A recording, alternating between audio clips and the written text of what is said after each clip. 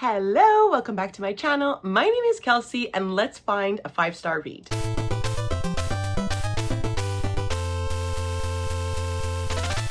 Firstly,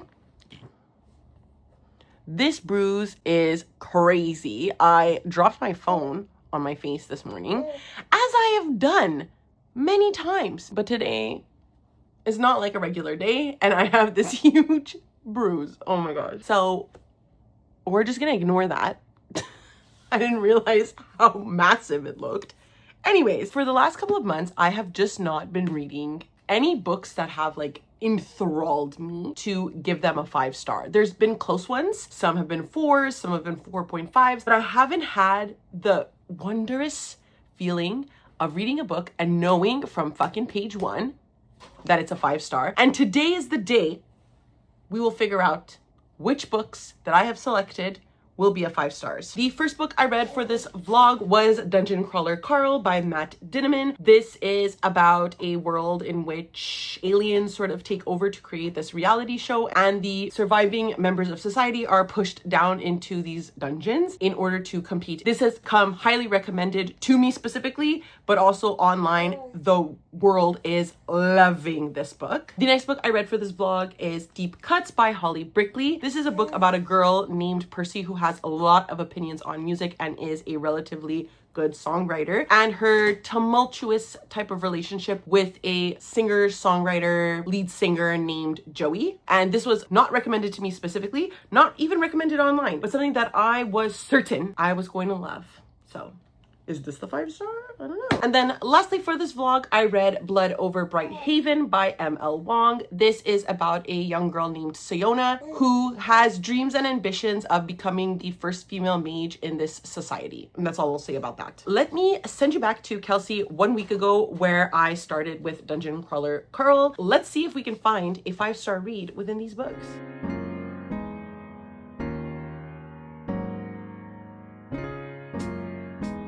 Hello! So this is the first clip of the vlog. We just got back from Chinatown. We went for dumplings and I came back and I got a package from Art of Our Book Club. So I wanted to open this on camera and then we'll talk about the first book I'm reading for this vlog. So the only thing I have really is a screwdriver. Anything is a scissor if you work hard enough. So you get the first glance.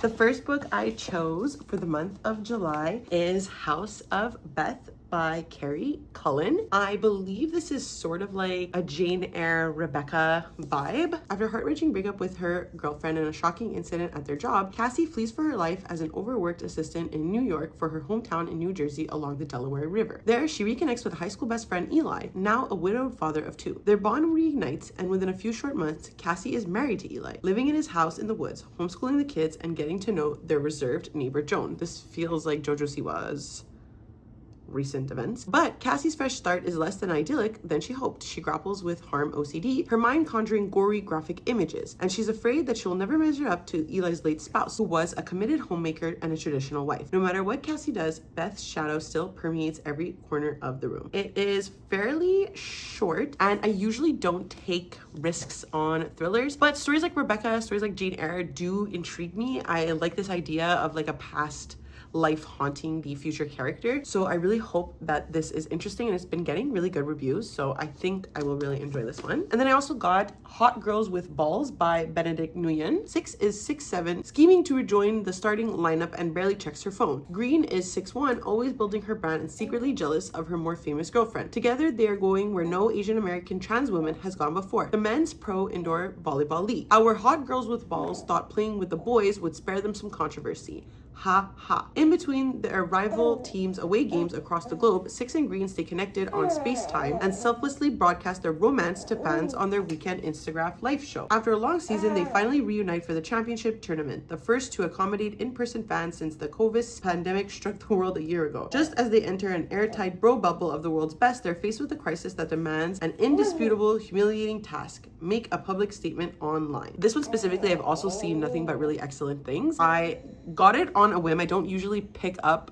contemporary books, but I'm hoping that I really enjoy this one. And of course, I love the bookmarks that they provide. I think they're so freaking cute. Then let's talk about the book I started. I'm not going to get too much into my feelings, but I did start Dungeon Crawler Carl by Matt Dinavan. So this is funny because it's sort of like an apocalyptic vibe, I guess. Basically, one night when he's out chasing his ex-girlfriend's cat, Princess Donut, who ran away from their house, all of the infrastructure around him collapses into the ground. Most of humanity has died. In order to fuel this game show for aliens, we find out it's like a reality show where the humans on this planet must survive within the dungeons that have been created below. So it's sort of like a dungeon crawler video game if you've ever played those, and he has to escape the dungeon or one of the levels of the dungeon within 5 days. So far, I'm really enjoying the humor. I think the humor is really funny, and I do think the concept of this book is extremely creative, so I'm really liking that. I'm not too far in. I'm only 30 pages, so I will come back to you in like maybe when I get to the 100-page mark to really have like a solidified thought on the book. But yeah, that's the update, and welcome to the vlog. Hello, it's time for my first update of Dungeon Crawler Carl. I read the first 100 pages, so I'm at chapter 12, and so far I am really enjoying it. I'm enjoying the humor. I think the humor is funny. Some of it is a bit cringe. Some of it is very video gamey, which I can fall on both sides for. I can either really like video gamey humor, or I cannot. If you don't know, I work in video games, so some of it is a little bit cringe to me, but I think in like a jovial way. So I'm not necessarily like hating it. I just think like sometimes I'm like, oh god. My favorite character, yes, is Princess Donut. Absolutely, obviously. She is the talking cat character who comes into the dungeon with Carl, and so they're sort of paired as a party, which I think is really funny. There's a lot of like video game lingo and stuff like that, which I obviously am enjoying as someone who works in video games. I just finished a chapter that was pretty harrowing. It had a boss battle with a creature referred to as the Hoarder, and the Hoarder is speaking to Carl in Spanish, and she's saying things like, please help me, please save me, I don't want to die, what did I do to deserve this, send me to Jesus, stuff like that. And I was just reading this and I'm like, what the hell? Like, it was very dark. And so then I went on a little like Reddit rabbit hole, and I found out that Matt Dinavan has written very intense horror as well. So that made me a tad more interested in it. I don't like how this character was handled, because the fact that she was overweight was used to glorify the like evilness of the boss and used to paint her in a more like evil and disgusting way, which I really did not appreciate. So I really didn't like that description. It was making me uncomfortable, and I was like, oh no, I don't want to be the only one that doesn't like this book because I can't handle the humor, you know? It's so far been one scene like that, so we're going to see. I'm going to let it go and try to enjoy the book as we move further on, because I do understand the reasoning behind it, although whatever. And given that it was one of the more harrowing scenes, I feel like it sort of humanized the boss in a way. I'm really hoping that Matt Dinavan dives into this idea that regular people, because they were being squished into the dungeons and turned into these NPCs and bosses that they have to defeat. I'm curious how that's going to like unravel. That's the part I think that is the most intriguing about this series. I'm listening to it on audio as well, and I do think the audiobook is really well done. Like, I'm enjoying it. I find it very easy to listen to. I like that different voices are used for Carl, for the voiceover parts that like talk about what he has in his stock, the maps, the instructions, stuff like that. Like, I think that it's very well done. So the production of it is fun to listen to. So I'm going to continue listening to that. I just did really want to come on here and mention that one scene that made me a little bit uncomfortable, because I haven't heard anybody talk about that, and I do think it's important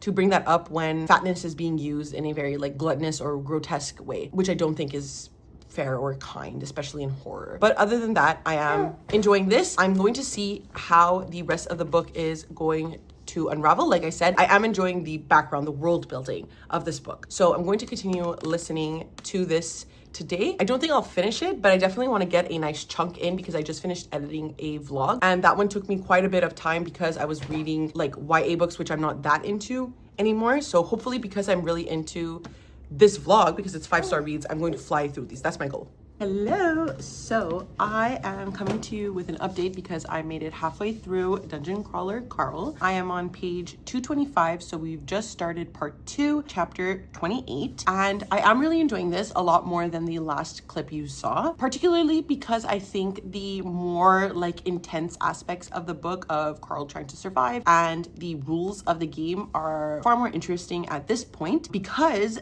Carl has interacted with far more people than just like the NPCs in the game. And while the NPCs in the game are fun, they make the rules of the game seem interesting and they are kind people and we're learning the world building with these NPCs. It's nice to see Carl and Princess Donut interact with other crawlers in the game because they are all as confused as Carl but still trying to survive. It's fun to see what begets of this type of attitude, right? So Carl has come into contact with crawler killers, 2 of them, Frank and Meryl, husband and wife duo ice agents. Fuck them. They are absolute killers. So by being crawler killers, this means that they are killing other humans essentially in the game in order to succeed and not like allowing the game to kill the other humans as like I think Carl expected most of them to do, because Carl is thinking of it as a video game, right? So he's thinking that other things will kill the humans. And he realized that that is not the case. He has also come into contact with another group of people. And this was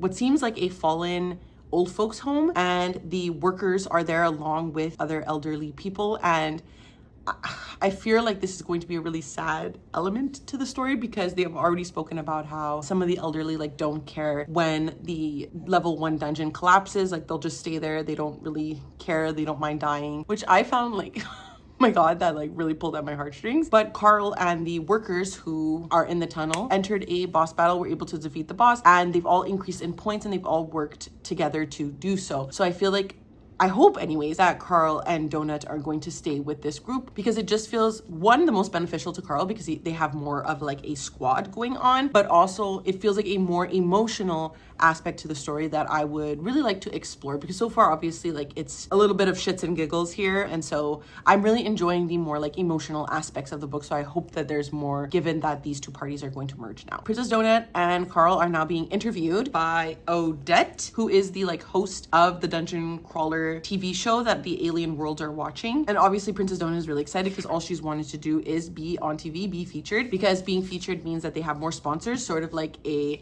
Hunger Games vibe, and by having that they will probably make way a little bit further in the dungeon than they probably originally were going to. I have about 2 hours left, so I do think I could probably finish this today, and it would be really exciting if I could do so. So I'm going to make myself a coffee and really buckle down. Hello, so I'm coming to you fresh off of finishing Dungeon Crawler Carl, and I ended up giving this a 4 stars. I'll get into like my positives about it before I move to like maybe a major negative that I had, but I think it's pretty clear what I find negative. But the number 1 element that I will give this book is that it's incredibly creative and unique. As someone who often plays video games, works in video games, I usually tend to enjoy games that have an overarching developed story. And I like the story more than the combat most often. So because of that, I loved the lit RPG in this book. I think some people may find it annoying, but for someone who enjoys watching people play video games, following along with stories as well, I really liked those elements overall because it made me feel as though I was playing the game alongside Carl and Princess Donut. Speaking of those characters, I really feel like Dinnaman did an excellent job at really fleshing out Carl and Princess Donut because I found myself like not only caring about them by the end and rooting for them, but I also weirdly felt like I knew them very well. Like I think you can throw any situation at me and I could tell you exactly how Carl and Princess Donut will react. And I think that that's a testament to how well Matt Dinnaman established these characters within the narrative. I also really like the background lore / world building. It makes me extremely intrigued. I really am interested to see how the dungeon aspect develops over the course of the series, but also how the different worlds being involved, the different like magical characters, it's very intriguing to me. Now let's get to the reason that I could not give this a 5 stars despite really enjoying the characters, despite really enjoying the lore, despite really enjoying the lit RPG aspects, despite really enjoying the plot. There is one major thing with this book that I just found myself really annoyed by, and that's what I would describe as like dick lit humor. Humor that's definitely written by a white man for white men. Yes, Granted, some of it is funny. I think the relationship between Carl and Donut is charming because of this humor and the way that they bounce off of one another. But a lot of it was crude and a lot of it made me cringe. Call me that one woke friend, but some of it I think is just plain unnecessary. And I don't see the point of adding this crude humor often. And I say that with video games too. I just think some of it is so unnecessary, and I don't understand why we have to make jokes like that. It's just weird to me. There's like one main character where she has like ginormous boobs, and it's mentioned that she places these boobs on the table and blah blah blah, and it's like, okay, it's just so strange to me and it just makes me cringe. I will be continuing in this series, but I have to tell you guys that like I debated not finishing this book, and like in the end I ended up enjoying it, but I debated not finishing this because of the like some of the humor. It was just so weird. So I will be continuing, and I'm hoping, really hoping, that because of the grand scale of how much people enjoy this book, that Dinniman is able to find a balance between what's funny and what's funny to a 12-year-old edgelord, and that's the balance that I would like for him to find. If I had read this book before I recorded my mid-year book freakout tag, I probably would have mentioned this one as one of my most disappointing reads, because yes, I gave it 4 stars. I was expecting to love it though, and that's why it's in this vlog. And I was just like disappointed by the fact that I didn't like the humor that much, which is what it's like often praised for. And again, there is funny parts, but some of it is only funny to 12-year-olds, at the risk of sounding like that too woke friend, okay? I'm sorry. The next book that I want to read for this vlog, and that I really think I'm going to give 5 stars to, hopefully, is Deep Cuts by Holly Brickley. And I wanted to read this since I found out about it, because I love books about music. I just love things about music in general, but anything that's looking at the themes of music or making music specifically and how it relates to the characters in that live or reflects the characters in the book, that's my shit. I love that. It's Friday night at a campus bar in Berkeley, and Percy Marks is pontificating about music again. Hall & Oates is on the jukebox, and Percy, who has no talent for music, just lots of opinions about it, can't stop herself from overanalyzing the song, indulging what she knows to be her most annoying habit. But something is different tonight. The guy beside her at the bar, fellow student Joe Morrow, is a songwriter, and he could listen to Percy talk all night. Joe asks Percy for feedback on one of his songs, and the results kick off a partnership that will span years, ignite new passions in them both, and set Joe on a path to indie rock stardom. But it also bruises Joe's ego and traps Percy in a role she resents. How long can Percy ignore the roars of her heart and of her own unique talent to protect their most thrilling collaboration? This also really sounds like Tomorrow, Tomorrow, Tomorrow by Gabrielle Zevin, which I really love. So I'm definitely thinking this could be something I enjoy. I'm definitely going to start this right now because it just, like, look at this cover. It just seems like something I'm gonna love. Okay, bye. Now me looking for the audiobook on Spotify only to find a playlist created. Oh, I will be listening to the shit out of this one.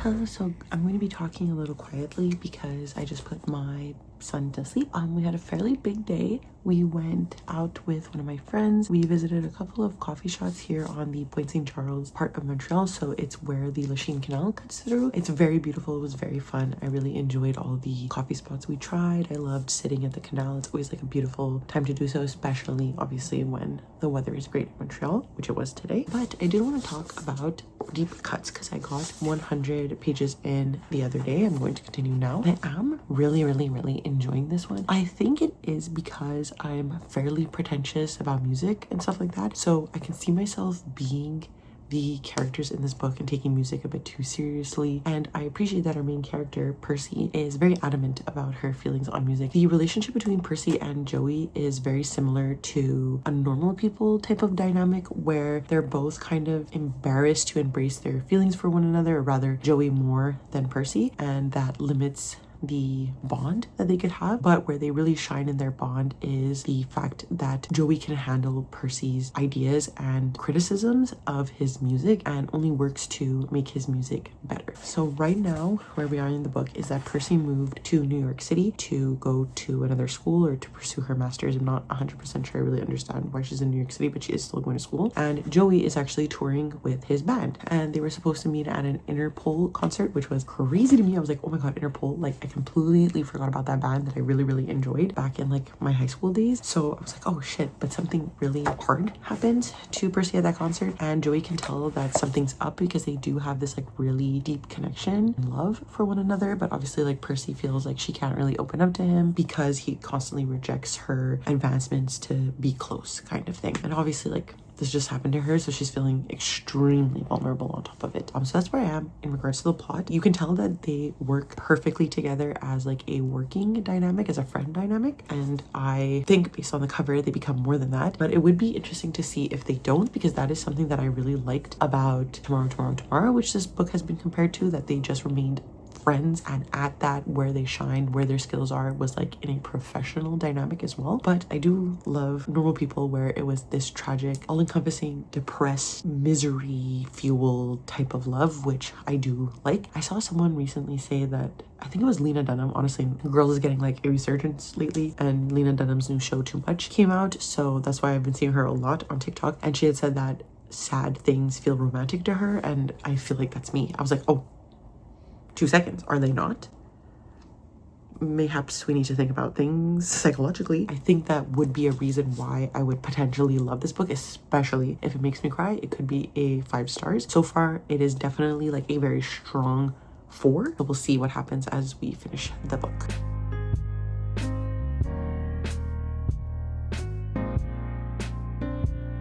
Hello, so I am here to update you about my feelings on Deep Cuts by Holly Brickley. So I finished this a couple of days ago and I just haven't had a chance to come and update you. Why do I have to sign into my Goodreads? Okay, we're gonna have to update you in the kitchen with my laptop because what the fuck is this? Hello, so it's been a couple of minutes since the last update where I said that Goodreads was closed on my iPad and I couldn't use it. My son has now had a nap, I have eaten, and we're ready to update you. Oh, he loves when I talk to the camera. He thinks I'm talking to him. So as I mentioned, I did finish Deep Cuts a couple of days ago, and unfortunately it just did not hit in a way that I was expecting it to hit. I was really thinking I was going to love this one. The other books in this video have very high ratings by people I know, by people I trust on BookTube, mostly 5 stars. This one has not been highly rated, but I thought, that's the book for you, girly. And unfortunately, I come to you today to say that it was not in fact the book for me. I ended up giving this a 3.5 stars, so still a pretty good rating, just not the 5 stars I was expecting. The novel started off extremely strong, and I think that was pretty clear in the first clip of this vlog. I loved the way that our hero and heroine met. I loved the dynamic between the two, especially given their main interest is music. It's something that me and my partner bonded on, and to see 2 characters meet that way was really something that I would enjoy naturally. Taking place in the early 2000s and looking at indie rock, I was immediately invested. This was when I was in elementary school and high school, starting to learn about music and my musical tastes. So I was really invested and really looking forward to seeing how this messy relationship would unfold. However, saying that, I do think that comping this book to Tomorrow and Daisy Jones and the Six, or Normal People, some of my favorite novels, made my expectations for this book really high, and that's ultimately its downfall, because I was all in for the toxicity at the beginning, this like songwriter falling in love with a lead singer, the toxicity and angst that comes with that, writing emotional like songs and pieces together, all of which this book did deliver. The last third, however, was where I found myself really disappointed. I was liking the first 2/3. I really thought this was going to be 5 stars. I don't even think I updated you when I finished the second third, because I was like, I'm gonna love this. I don't think my feelings are gonna change, so I'm just gonna speed through and finish it till the end. Alas, we have come to this conclusion. Given the novel's short page count, I really do feel like the final confrontation between Percy and Jo should have been far more stretched out. The novel ended so quickly and so abruptly with their like romantic ending that, while I guess is kind of the point of the relationship, because they were very on and off, very like did what they wanted, didn't really consider like a lot of things, it left me feeling very jarred at the end, and I just felt like I was supposed to like the ending, and that made me not like it. Like I said, 3.5 stars. I still really enjoyed this. I still will be keeping this on my shelves. It's just that it was such a drastic difference to me, the first 2/3 and the last third, that I couldn't help but like not give this at least a 3 stars. So now we are sort of at an impasse, because I have 2 books left on the TBR in my head for this video, but in terms of time, I can only realistically read one of these and then edit this video and post it. So I'm undecided as to what I really want to read. First, we have Blood Over Brighthaven by M.L. Wong. This is the second release from this author, and the first book, The Sword of Cayenne, I really liked it. I gave it a 4 stars though. I think I let the hype get to me. And we're seeing the same with Blood Over Brighthaven. I don't know a single person that didn't enjoy this book, and a lot of people are enjoying it way more than The Sword of Cayenne. So I'm leaning towards this one because I do think it is the potential 5-star for this video, because I've also heard that the topics that it's discussing in this book are really prevalent to today's political climate. And as you know, if you've been watching my videos or follow up with my channel, I'm very passionate about politics in general. Sociological dynamics in society, and specifically what's going on right now in the world, is something that I want to be more knowledgeable on, but also find intriguing and important for our literature to have, be it nonfiction or in fantasy. So I would really like to give this one. I think I've just sort of talked myself into reading this one. But the other potential, just so you guys know, was The Will of the Many by James Islington? Is it Islington or Islington? I don't know. Because this is also shot across the board 5 stars by everyone. I literally have never seen even a 4-star for this book. So I know that this is a booktube darling. Everybody loves it. It is a book that I really, really, really do want to read. Much chunkier, which is why I'm leaning to not reading this one. It doesn't have the pull to me that Blood Over Brighthaven is having right now. So I know that I want to go into this one when I'm really, really, really excited for it. And I think if I had more time, I would read both. But just for the purpose of this vlog, I will be reading Blood Over Brighthaven.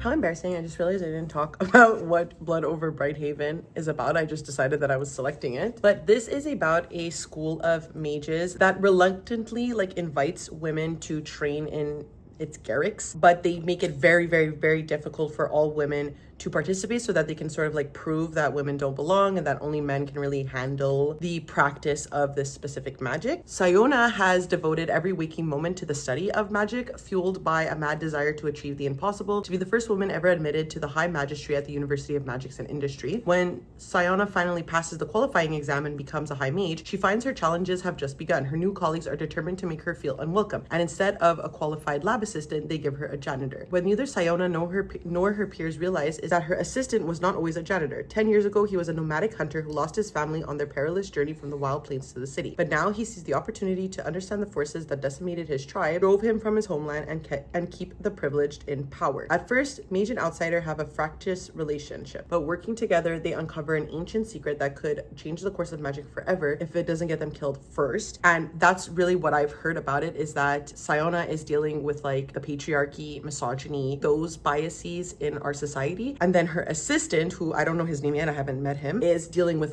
classism, racism. This book is tackling both and seeing how there is an understandability between the two, but also in the beginning, an examination of privilege, right? Because Sayona still comes from this more civilized, in quotation marks, society. So I'm really looking forward to it because I do think that this could be extremely relevant, but also I love M.L. Wong's writing. So I'm really looking forward to that. I'm happy with this decision and I'm going to continue listening to it now. Hello, so I just came back from the gym, but I did want to give an update because I read about 100 pages of Blood Over, hold on, let me get it. Blood Over Brighthaven. I'm about to feed my son his last bottle before bed. He doesn't know it yet. He doesn't like going to sleep, so we're not going to talk about it. And then after that, I'm going to continue listening to this book, probably another 100 pages or so before I update you again. But let's talk about my first thoughts. I am loving this. Of course, I didn't expect anything less. I had such a strong feeling that this was going to be the book for me, simply because I love women entering male-dominated fields and killing it. That's what I do every day. That's my job. Women in STEM, we love it. But I really like M.L. Wong's writing in general. It's very easy to read, very easy to follow. You can tell that there's heart within it, but it's not very flowery in any sense. And it can work sometimes it doesn't with other authors, but particularly in this book with more of a like serious and technical discussions being had, I think that is working really well. Our two main characters, Siona and Tommel, are very, very interesting. So like I mentioned when talking about their characteristics, they're both experiencing the limits of this like very male, probably white essentialist society, while Siona is experiencing it in a more academic working lens, very harshly, I might point out. Tommel and the rest of his people are experiencing it at a like racial macroaggressional level as well. And so I'm excited to see how these two get along, because you can see that Siona still has these like microaggressions against Tommel. So I'm interested to see how their relationship develops. Siona has entered the magistrate, and not excitedly for a lot of her peers who are men. They act like Siona got into the academy through using her body, appealing to her male advisor in like a sexual way. Many things that I think is not uncommon for women to experience when they achieve great things. And so each high mage gets an assistant, but in order to punish her for reaching this high magistrate level, they give her the janitor, who is Tommel. So this is how our two main characters meet. He is going to work as her assistant because Siona is very, very spiteful, and she wants to be petty and prove that her and Tommel will be able to be amongst the high mages, that they deserve their spot there. So that's the like bare gist of the plot right now. I'm really, really, really, really liking this. You can clearly see that Siona is very, very talented, and yet the men mock her anyways. But I can tell that there is going to be a more intersectional look at this, especially because Siona is doing essentially, or thinking of Tommel essentially as some men think of her, right? So I think that that's the part of the book that I'm the most interested to see, and it hopefully is developed really well. But I trust them along to do that for me. So I'm going to feed my child, put him to sleep, and then we'll get back to reading. So last night, the plans were to read another 100 pages of Blood Over Bright Haven. I got 47 pages into my planned reading, and I'm not going to name names, but someone didn't want to go to sleep anymore and was awake for 2 hours, laughing, giggling, having the time of his life until 2 in the morning. Yeah. That was fun for you? He's definitely in like a little regression, and I have a feeling he's going to start crawling this week, which is insane, and I don't even want to fucking think about it. But I'm going to continue reading. Hopefully I get quite a bit done today. I would ideally like to finish Blood Over Bright Haven by tomorrow, and I do think that's a possibility just because it is a very, very, very quick read. That's like one of the positives. I'm really enjoying how fast-paced it feels, and it's not too long. It's like 400 pages. So I definitely think I could potentially finish this within the next 2 days and then edit this video and get it out, which would be really exciting and put me back on schedule for my videos. So that's the goal. I just put in a grocery order. I'm trying to be a lot healthier. It's just a goal of mine to be healthy for him. My pronouns are he, not him, because I'll never be him. I have stopped going to the gym for a little bit, and I really feel it in my body. I was also retaining a lot of water after I stopped breastfeeding. If body image and body talk is triggering, just skip ahead. Because I stopped, I bloated quite a bit. Yes, like I would definitely like to lose weight, but I also just feel my body feeling like shit. So I put in an order to make some like breakfast bakes of eggs so that I can easily have that as a morning breakfast. Oh my god, my brain is just not working. So I have that coming right now, and while I wait for that, I'm just going to continue listening to the book and playing with my son, who just has so much energy today. So I'll update you probably relatively soon, because I have like just another 50 pages before I reach the next 100 pages in the book, and we'll go from there. So see ya. Hello, if you hear my son in the background, he's playing alone on a mat, making noises. But I did get another 100 pages into Blood Over Bright Haven, and guys, I don't want to say this too early, but I think this might be the 5-star of the video because it's so good. I think Emma Wong is very heavy with what she's trying to portray in here, but I'm loving it. The last 100 pages have been such a clear look at colonialism, taking over native land, enforcing religious beliefs, indoctrinating everyone, that it comes to a point where even the minority of the greater society perpetuates the ideas of colonialism onto the native peoples. Such an important book, I think, for this time as well. I can't help but think about what's going on in Gaza and the genocide of the Palestinian people living in Canada. I can't help but think about our own colonial history and the enforcement of obvious British and Catholic ruling onto a native land. It's just been such an incredible read to me. Emma Wong is not being subtle at all with what she's trying to say in this book, but I absolutely love it for that. The writing is very easy to follow. I'm getting lost in the story. I have to stop myself from continuing to read forward just to do this update. I wanted to continue reading.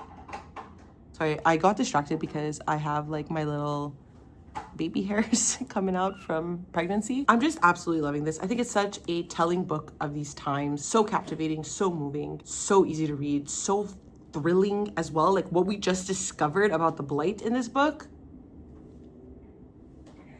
I'm sick to my stomach. I really think this is going to be a 5 stars. I'm going to read the next 100 pages and come back to you, but I don't foresee my feelings on this book changing. Hello. So I'm about to start getting stuff ready for supper, but I did get another 100 pages into Blood Over Brighthaven. So I really do think that I will have this definitely finished by tomorrow at least. I might stop for today, the last 100 pages, to read another book that I have to read for this week. Nothing has changed. I'm absolutely adoring this. I really do think she's hammering home what she's needing to say, but I think she's doing it so well. Like sometimes authors do it in a way that's annoying and like we get the point. I don't find that here. Like I really find that every instance of her hammering home her argument is well suited. It fits with the book. It doesn't make me feel annoyed. And I think that's partly because Sayona is such an annoying main character. She is dumb. She is ignorant to the benefits that she has in society and is blinded by the restrictions that she has in society. And those restrictions make her believe that she is the one that's being slighted. And I see a lot of critiques of the book that people hate Sayona. They find her to be such an annoying character. And I think that that's what works. That's what makes ML Wong's point and reiteration of her point to be well received, I think, by readers, because Sayona is such